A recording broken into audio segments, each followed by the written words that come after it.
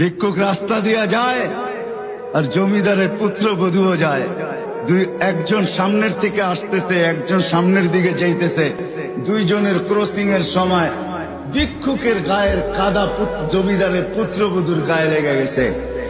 সে দুনিয়া আন্ধার করে ফেলছে, স্বামীকে ডাইকা নিয়ে আসছে, বলছে ভিক্ষুক আমার কাপড় নষ্ট করে দিছে। সে শুধু ভিক্ষুক ছিল না, বৃদ্ধ ছিল। বৃদ্ধ ছিল না শুধু, জীর্ণ ছিল, শীর্ণ ছিল, শরীরে কাপড় ছিল না, ফাটা চিরা কাপড় ছিল, পায়ে জুতা ছিল না, পেটে ভাত ছিল না। জমিদারের পুত্র সইতে পারে নাই, যৌবনী শক্তি সয় কি কইরা তার স্ত্রীর গায়ে ভিক্ষুকের কাদা, বস সমগ্র শক্তিকে হাতে একত্র করা বৃদ্ধের গালে বসায়। বৃদ্ধ কিচ্ছু বলে নাই, শুধু উপরের দিকে তাকায় দুই তিনটা শব্দ উচ্চারণ করছেন।